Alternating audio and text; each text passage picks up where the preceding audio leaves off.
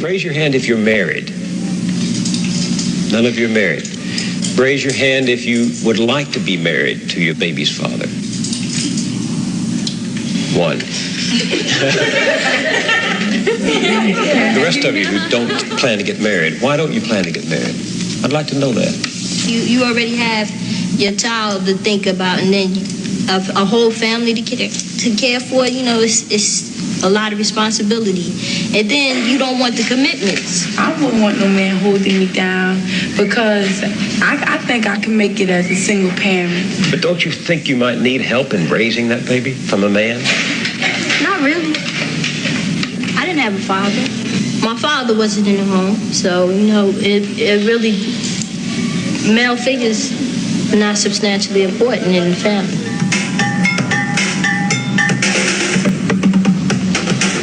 Thinking about holding up for no sex, my man. You know, if a girl, you know, she get having a baby, carrying a baby, hey, that's on her. You know, I'm not gonna stop my pleasures because of another woman. What about birth control? What about condom? Girls don't like them things. They don't like them things. Girl tell you to take them things off. They figure that you saying that they filthy or they dirty or something. It's been a startling change in values. 25 years ago, you would not have heard such things said so freely because they were not embraced so widely. The strong family was still the backbone of Black America, and 3 out of 4 children had both parents at home. That is true no longer. Most Black children are now growing up without their fathers. The result is a world turned upside down as children copy what they see and repeat what they learn. LaDawn said she didn't have a father in her home and doesn't think her children need one. She's not unusual. Half the Black families today are headed only by a woman. Clorinda said she could make it on her own as a single parent. She has never been married and is raising her daughter without a man's help. She's not unusual. Today, nearly 60% of all Black children are born out of wedlock. Timothy said his children are not his responsibility. He has left them to be supported by their mothers and welfare. He's not unusual either. For LaDawn and Clorinda and Timothy, and many more like them in cities all over America, the traditional family no longer exists. It has vanished, and something new is taking its place. Single women and the children they're rearing alone are the fastest growing part of the Black population.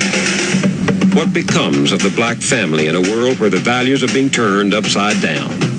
If the parent is 17 and 18, uneducated, unmotivated, fooling around, wandering around, what's the child going to learn? Who's to teach him? When you learn something, you was taught by your parents. It was reinforced by school and your neighbors, but it was taught by your parents. Well, if the parents don't know anything, how are they going to teach the children? So it's not racism that I'm fighting right now. It's the lack of motivation. You see, I'm not even talking about racism. Maybe later on we'll get back to that. But I think we are destroying ourselves. I don't understand how, like with Dirk's comment, no man want a woman who done slept with, I think he said that done slept with 10 dudes or that done been ran through. But you have made, aside from India, don't you have 4 other baby mothers? So you've just made 4 other women single mothers. And while, yes, it is a beautiful thing for you to be with India, and that love is beautiful, and I support it, and absolutely. Hey y'all, what is up? Welcome to my channel. My name is Hawaii. For those of you that are new, this is the Empress Coven, and in today's video, this is going to be a new series that I'm bringing to my channel. It's important to me. Long story short, if you are on social media, unless you have been living under a rock or you are just not into hip-hop culture, recently rapper Lil Durk has been in the media concerning comments about his fiance India, and I have my own opinion on that. I'm gonna leave that for later on in this video. It really just so happened that this documentary came across my YouTube recommended section right around the same time that the Durk and the India situation was all over social media. And I have Dirk is at the time that I am recording this video, he is the same age as me. We are 28 years old. That generation of, you know, like we're almost 30. When I looked at the interview and his comments, the first thing that I thought about was like, yo, like what has happened to us? Like somewhere as a generation, as a society, like we are lost. And even more so than us being lost, we are lost. We are, I feel like our society, this society, I feel like through the help of social media, everyone is very, very easily led astray. Okay, very easily led astray. And I wanted to know, like when I watched his interview and I heard his remarks and I heard what he said, I was like, yo, like is this the generation of men? Is this where we are? Like, is this where we at? Is this really how men of my generation are thinking, are operating? Is this the mentality, and where is it coming from? Where does it stem from? And right when I was sharing my thoughts about it, which I have shared on my social media platforms, I opened my YouTube channel and this documentary, The Vanishing of the Black Family, was on my timeline. And at first, okay, just being honest, y'all, your girl is, I'm not a scary movie, horror, like that's not my genre, that's not my gig. That's not what I'm into. So when I heard him, like The Vanishing Black Family, I thought it was gonna be some horror shit. So I shrugged it off. I disregarded it. Did not watch it. And it literally just kept coming across my timeline. So Spirit led me to watch it. I did, and it led me down a rabbit hole of messed up things that have impacted, yes, my generation, but even more so than my generation, I feel like it's impacted my culture. It's impacted my community. In case you guys have not noticed, your girl is black, okay? I am black. I am American. I live in America. And it's sad. It's sad. Okay, so at the beginning of the video, I played you guys a clip of the introduction of the documentary. Before I get into that, I want to know, this documentary came out in 1972. I don't know how old you guys are. Like I said, I don't have no problem sharing my age. I'm 28 years old. This documentary came out in 1972. My mother was born in 1969. So the parents in this documentary, the children, I'm calling them parents, but they are children, because none of them that we saw, none of the ladies that you guys saw in the introduction video, because the whole documentary is just them interviewing these ladies and them documenting their lives. None of them are over the age of 21, I don't believe. And that could have very well been my mother. Okay, saying that just to be honest. That is my mother's generation. That is my peers' generation. That is what a lot of, like, that could have very easily been my friend's mom. That easily was my mom.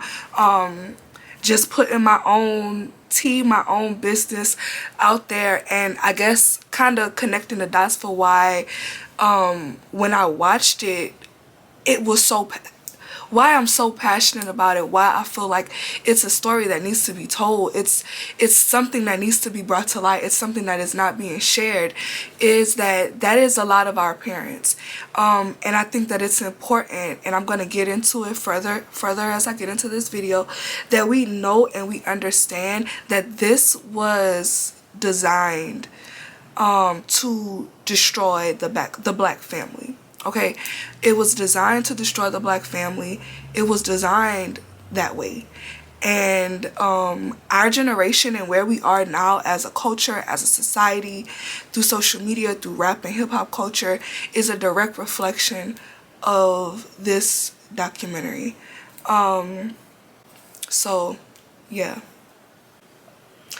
Okay, so getting into what struck me as important when I was watching just the introduction that I first had showed you guys. The commentator made the remark, and he makes it throughout the entire documentary. Like, he will not shut up about how, you know, 20 years ago, this was not have been heard of. 20 years ago, the black community has so much pride. You would have never saw them. You know, you see the young men hanging on the corners. You see young pregnant women with no education, okay, having children, dropping out of school. And he keeps making the remark that, you know, 20 years ago, this would have never happened.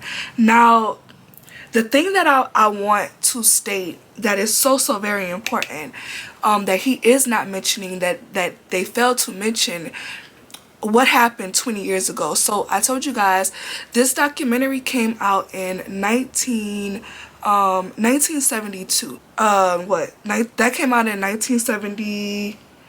The documentary came out in 1972. So if we look at what happened prior to, the thing that happened was the Civil Rights Movement. Okay, as you guys know, the desegregation, Civil Rights Act, all of that, right? I want to be clear, be very clear that before I make these statements, this is not me bashing anyone. This is not me bashing anyone at all, but I just have to be honest, and I have to be real. Before the Civil Rights Movement, black people, our communities, we were not allowed to be in the same spaces as our white peers. We were not allowed in the same spaces as them. We were not allowed to be in the same schools as them. We were not allowed to go into the same stores, at least not in the same way. We had to go through the back of the stores, through a different entrance. At least for me, that is what I was told. I am from the South. I am from Louisiana, so all I know is my history and what I was told. Pre-civil rights, that was not a thing, okay? You black people and white people, we were not intermixing like that. It was not a thing. It did not exist. Up until civil rights, where a generation of black people, you know, headed by the likes of Dr. King, Rosa Parks, and such, believed that we as black people, as a society, as a culture, due to the labor that went in on the backs of our ancestors, of the people who came before us, the work that they put in, they believed that we were deserving of the same rights, that we were deserving of being in the same spaces, of having the same opportunities as white people. So in marched civil rights and integration and all of that. Now, I also want to be very clear when I state that, yes, I do believe that Dr. King's heart, you know, the civil rights, their hearts were in the right place, but was it the right thing for our culture, for black people? I would have to argue absolutely not. And the introduction for the vanishing of the black family that I showed you guys in the beginning of this video is why I feel that way. Dr. King's heart was in the right place. However, y'all know JFK, right? We know JFK. He was assassinated, and then Nixon became president. Under Nixon's presidency, okay, the welfare had its greatest expansion in history under the under America being under the leadership of Nixon. He had what he called the Great Society. I'm not going to get into everything that was under the Great Society. I'm going to save that for a different video because we're going to dive deeper into that. But under the Great Society, he launched his famous and infamous war on poverty. And under his war on poverty was an expansion of welfare, which included Medicare, Medicaid, as well as food stamps. Now, what I want to know, what a lot of people do not know, I did not know prior to researching and me doing this video, was that welfare and food stamps was not originally for black people, but not only was it, or for poor people, not only was it not for black people or for poor people, but the US government came out with food stamps and I'm looking down because I have my notes, but they first came out in 1939, and this was around the time of the Great Depression, because we had millions of US citizens out of work. You would have the opportunity, the government launched a new program where you can give or you would give a portion of your unemployment, your unemployment check, your unemployment benefits for a voucher of food stamps, and they will also give you what was called a surplus stamp, which was free. And this was basically just a system that the US government designed to keep its citizens from starving during the Great Depression. Okay, so back to this civil rights thing. Dr. King and everybody, we were all for the civil rights and we wanted equal opportunity, and they wanted us to have the equal rights as white people and everybody. So the US government decided, it's perfect. They want to be integrated. They want to go to school with us. They want equal rights and opportunities. The government saw a way to integrate this system of the wealthy and the poor, and it was very much designed to keep the wealthy wealthy and to keep the poor poor. So, like I said, the first part of the war on poverty included the food stamp expansion and the Medicare and Medicaid expansion. The Food Stamp Act was in 1964, Medicare and Medicaid Act was in 1965, and this gave universal Medicare to people who would not have had access to it otherwise, right? They gave us food stamps, they gave free insurance, Medicare, Medicaid. There were also programs that he implemented that helped mothers pay for childcare who could not afford childcare. For mothers and children, mothers, children, and family, right?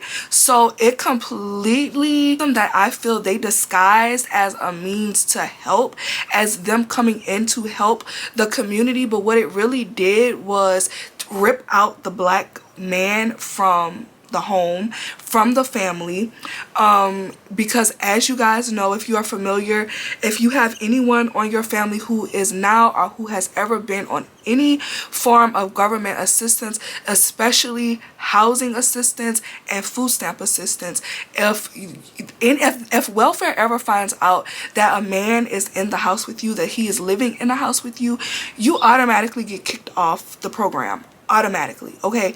And it was even, that's still a strict rule now that is enforced now. I know someone personally who that has happened to just within the past couple of weeks.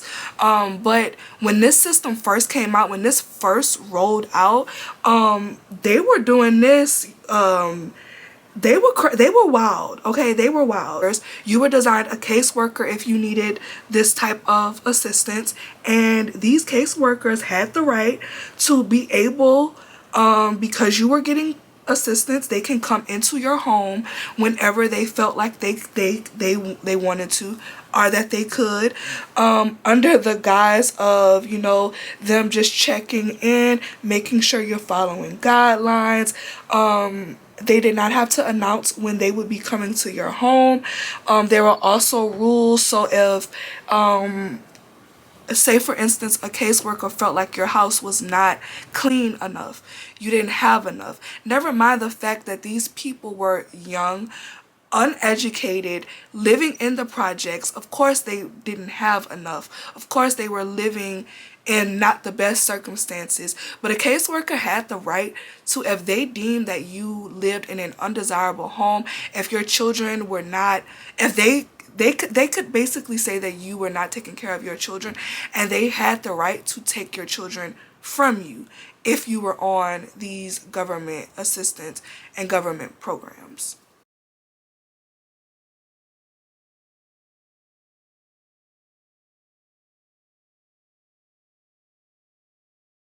The reason why that to me is so important, the reason why I feel like it really inspired not only this entire series after hearing the commentator in a documentary constantly bring up, you know, the past 25 years, this was unheard of. You would never see young men just hanging out on the streets and leaving their children to be raised by the mothers and by welfare.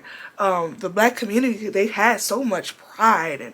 And what happened, that's what happened. These programs were what happened. These systems that the government put in place and designed or made us feel like they were helping us were really harming us. Okay, so also a generation, y'all, a generation is about 25 years, right?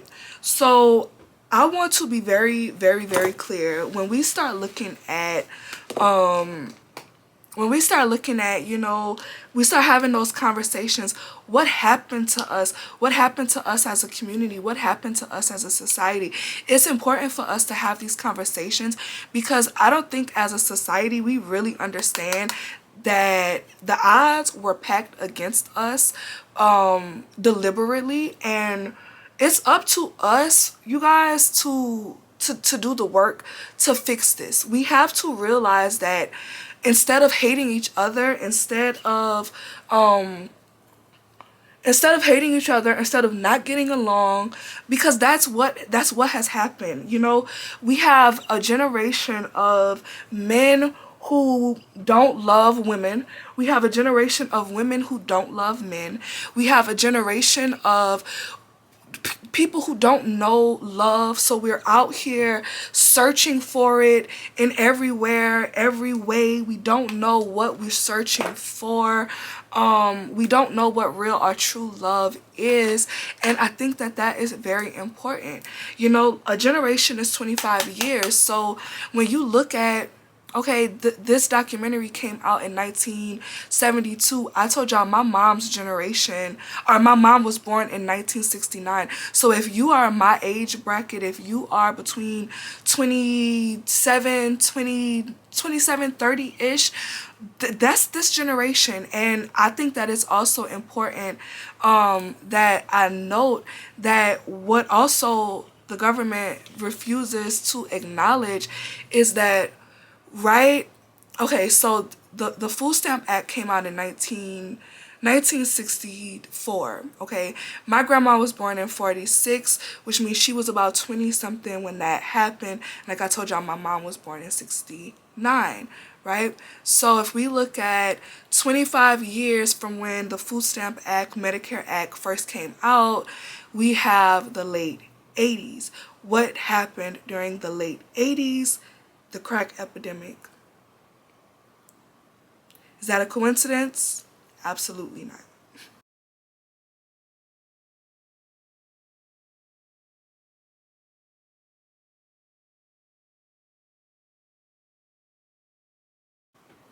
So now we have a society who are uneducated, right? Because they're we have a society and a culture of people who are not properly not properly educated, who are on welfare. They don't know how to really live in a system other than this one that they have been designed into.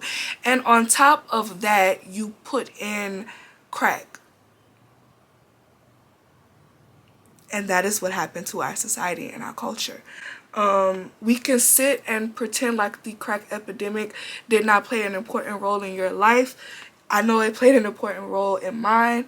My mom, which I've never spoken about it on my channel, but and it's important that I do start to talk about that, because it's something that, yes, it impacted my life, but it has impacted so many other people's lives.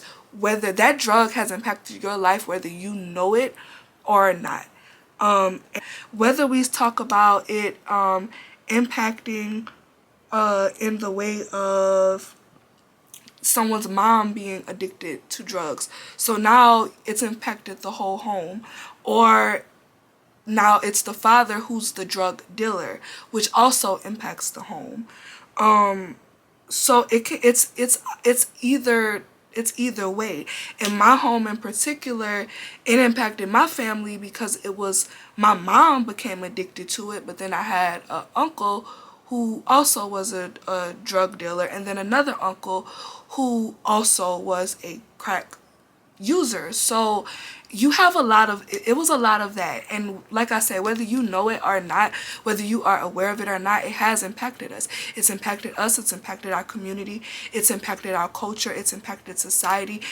Hip hop culture, even if I don't want to say what it started, because that's not what hip hop was.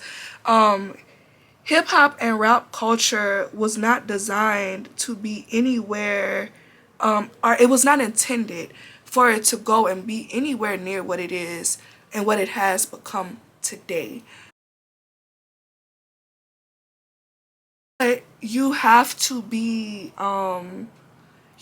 somewhat delusional if you can't look at rap culture and think that the the crack cocaine epidemic and all of that did not directly impact and influence hip hop and rap culture, thus black culture. But yeah, so now I want to pause really quick because I want to show the clip or two clips from Dirk. So first I'm gonna show the clip that a lot of people are not talking about, which was when he stated that she gave him like $3 million worth of knowledge. So I'm gonna insert that clip here. What is this about to you? Nah, I ain't gonna lie. In the beginning, it was just like, I just want to fuck all the hoes. I'm gonna tell bro I fuck more hoes than him. Mm-hmm. But it was like when I was at my lowest point, like when I would tell you I was fucked up, it's like that's when I met her. And she had me in the crib, like, we 50 deep in the house, deep as hell, ain't no furniture, ain't shit in that motherfucker, but we talking about we rich as hell. Then when she came, she was like, I ain't gonna come between you and your niggas, but you can't have your girl over here with no furniture, 70 niggas in the house. Like, you know what I'm saying? So that really put a thing on me where it was like, get on my shit. I call my manager, like, man, I need a house. So shit, without her, I ain't gonna I'll be probably still thugging it right now, you know what I'm saying? So India gave you $1 million worth of game. Mm-hmm. 2 million. 2 million. Okay, that's what I'm saying. Smart man. Smart man. That nigga Smart man. And now I'm gonna insert the clip where everybody was all up in arms and was talking about what he said. And me, I ain't gonna lie, I'm petty as hell. Like, if you fucked a lot of niggas, all that, I ain't gonna wife you. That's me. That's me too. I wake up in the middle of the night, get mad over shit 4 years ago. Like, Yeah. that's just That's me too, nigga. Yeah. Yeah, but it's like, everything about it, like, being real, not cheating, she ain't been passed around, and it was like, a body count, that's what really did it. Okay. This why my favorite youngin. No, you see, that's why my motherfucking favorite fucking youngin, man. Nah, that shit for real. Ain't nobody in this motherfucker finna wife somebody that fucked 10 niggas. Mm-hmm. That's what I'm saying. Now, the reason why what he said, some people found a little bit problematic. To my recollection, Dirk is under the age of 30 with, I believe, 7 children between 5 women. I think the thing that most people have with what he said is it's kind of, not only is it the audacity, but even more so than it being the audacity, how could you even have that standard? And that's not to say that everybody shouldn't have standards, because we all have standards. You yourself don't meet that standard, then it's kind of like,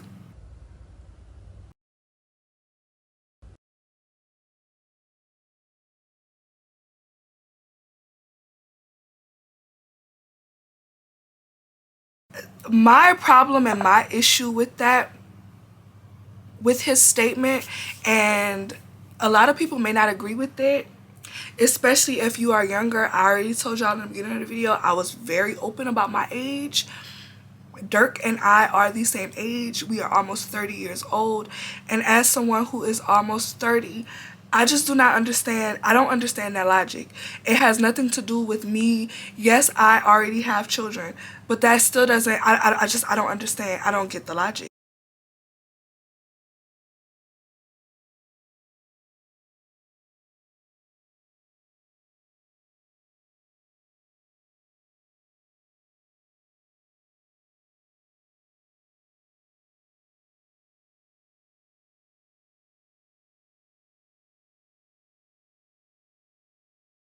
So now we're gonna throw some curls in the hair real quick. But back to what I was saying. So yeah, the logic to me, y'all, the logic just does not make sense. I don't understand his mindset. And in a room as a almost 30-year-old, like that's my problem with what he said.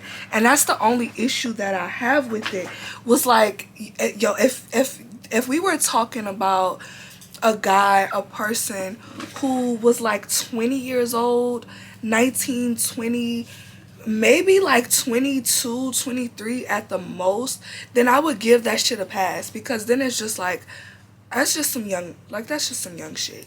But as a man who's almost 30 and a father, as someone who I would hope, I mean, I'm sure he does, with how highly he spoke of India, I wanted him to just say that and just leave it there. Like, he should have just left it there.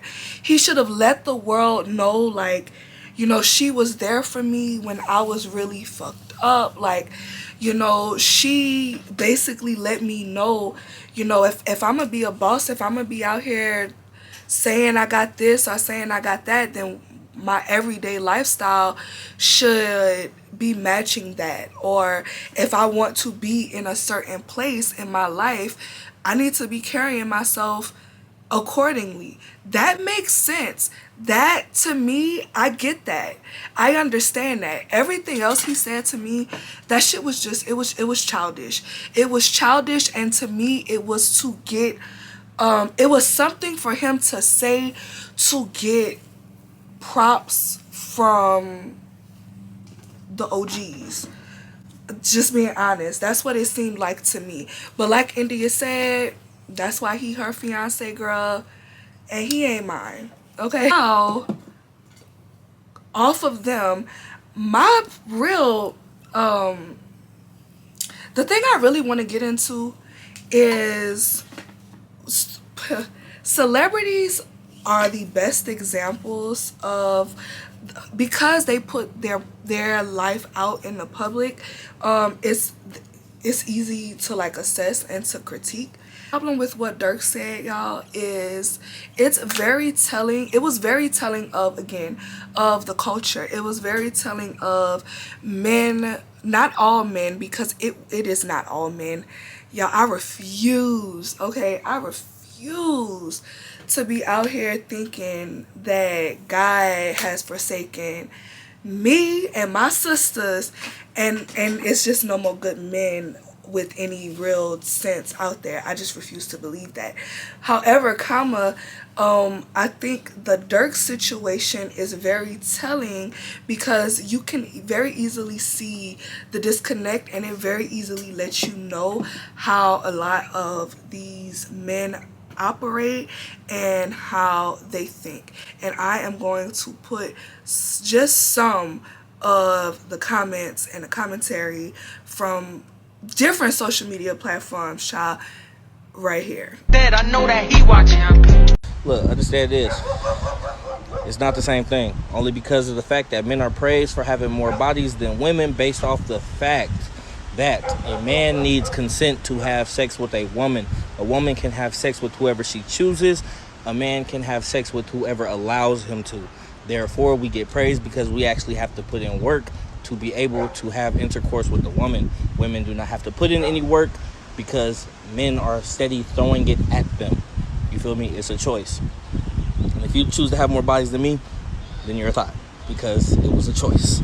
It wasn't a choice for me to have more bodies than you. Those were other women's choices. They said it was okay for me to do what I do. Thank you.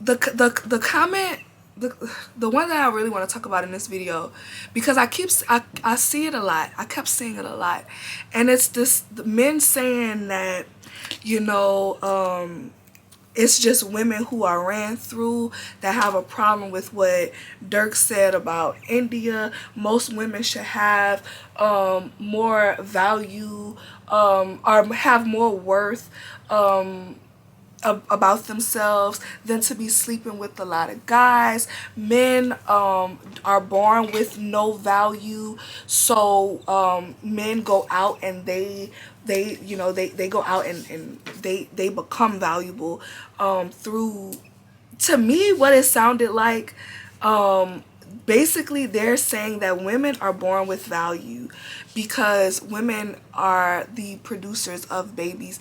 The children cook in us. So because they can cook in us and they cannot cook in the men, that men are not born with any value. Only women are born with that value. And as a woman, your job is to retain your virtue and your value. But as men, they don't have to do that because they just can do what women allow them to do. Are y'all for real? Like, are y'all for real? You really think that as a man, I'm not gonna call you a man, you really think that as a boy, you can be out here sleeping with whatever Ashley, or Rachel, or Rebecca is willing to open her legs to you, and you can do that because she's willing to open her legs to you, and her value is strictly her responsibility. That don't have nothing to do with you. But then when you're tired of sleeping around with every woman with a vagina, you are gonna go out and find yourself a virtuous woman who has only slept with one, maybe two people, because that's your right. And I just want to know, baby, what world are y'all living at? Like, what planet are you on? Where y'all living at? Who raised you? That you really are out here thinking that as a man, you have absolutely no value. You can go around taking the value of as many women as you please with no consequence, no type of energetic karma, nothing at all. That is just not your responsibility. That is strictly on a woman's. You cannot be real. Y'all cannot be real. You cannot be real. And then what kills me is it's the same men that are saying these type of things, and it's like, so are you gonna raise your daughter to have that same mindset? Are you raising your sons to have that same mindset, that your sons are really born with absolutely no value, you know? But then that goes back to, like I said, you have to be crazy if you think that everything that has happened, that we've talked about, that society and the government has done to take the black to rip apart the black family, to take the black man out of the home, to force women to raise these children by themselves. you don't think that that was systematically designed that way? You don't think that as a man, if you're gonna, this is my thing, if you're gonna say that you love women, how can you love women but you are out here sleeping with as many as you want in the same sentence? It doesn't work that way. I don't understand how y'all have that logic. I really don't. I don't. And I think that it's time that we as a society and as a culture, that we admit that we are a generation of, like I said at the beginning of this video, of men and women, especially within the Black community, that we don't like each other. There is so many men who are willing to sleep with as many women as they can, that are willing to take the value of as many women as they can, that are willing to make women feel as low as they possibly can. You're willing to contribute to that hurt and that pain of a Black woman, but at the same time willing to say that you love them. It's not possible. There is no way. It's no way. We are a generation, and we have raised a generation of men who need the woman. That you need the Black woman. And I said, this is specifically for my Black men. It's time to admit that a lot of y'all don't like the Black woman. You don't like us. Y'all don't like us. You don't like us. And you don't cape for us the way that we cape for y'all. And I need to understand. I don't need to understand where the logic comes from, because I understand where the logic comes from. This video is so that y'all can understand where that logic comes from.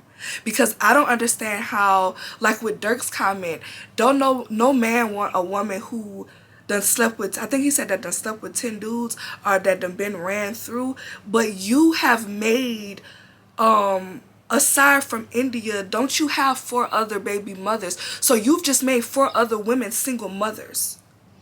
And while, yes, it is a beautiful thing for you to be with India, and that love is beautiful, and I support it, and absolutely, but we're not going to negate the fact that you did do a disservice by impregnating 3 other women who are now raising your children alone.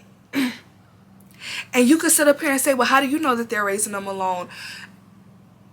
Co-parenting and being in the same household is not the same thing, and I need y'all to understand that. Just because you saw your daddy every other weekend, that does not mean that you got the parenting that you were deserving of or that you should have gotten. Okay? It's not the same.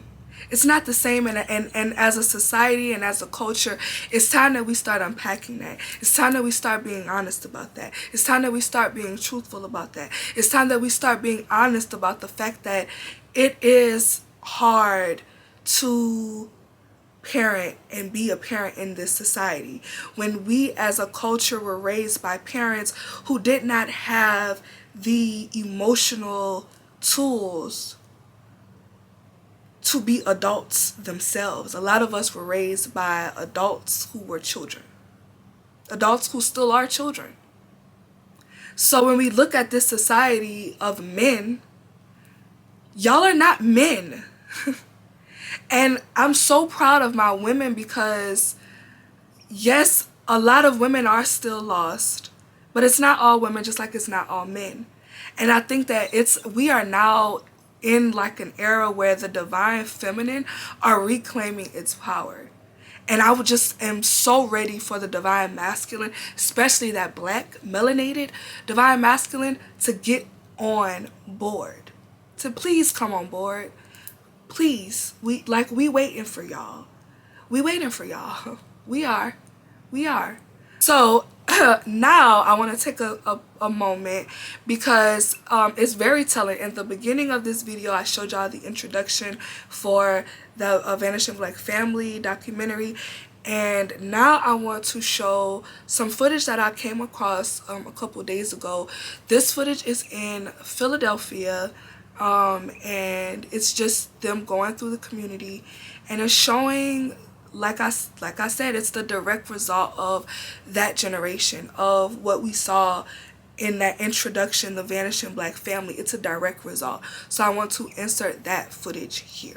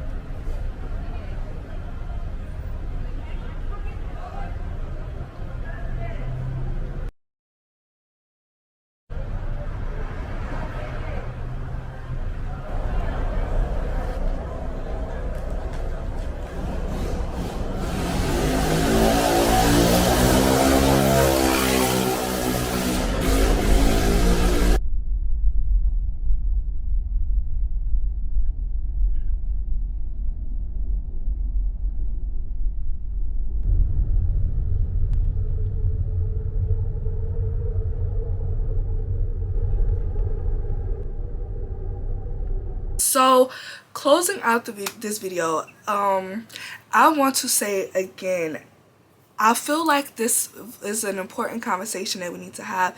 It's important to talk about because we need to realize what has happened to us. We need to start to look at us as a society, as a culture. Look at where we are now, the generation of women who are... Not to say that there's anything wrong with the over-sexualization of your body and body positivity and all of that, but where we need to start a conversation of where that's rooted in, where that's rooted from.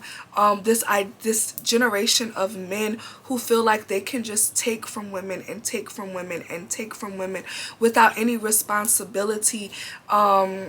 Where does that come from? I think that is a very important conversation that we need to have. I think it's important that we realize that where we are in 2022 as a Black culture, as a society in America, that it's important that we understand that this is not this was not by accident, that this was designed this way. It was meant for us to be in these situations. They wanted us to be like this, and it's so important and it's so imperative that we start to begin the process of unworking that trauma and that pain and that trauma within our community, that we bring back love, y'all, because we don't love each other enough. We don't love each other enough. We do not love one another enough, and it's time that we bring that back. So that is what I hope to do with this video, and I hope that I was able to do just that. Please make sure that you leave your comments down below. If they are constructive, they will stay. If they are not constructive, baby, you will be blocked. Block button strong. Love y'all, and I'll see y'all in the next one. Bye, y'all.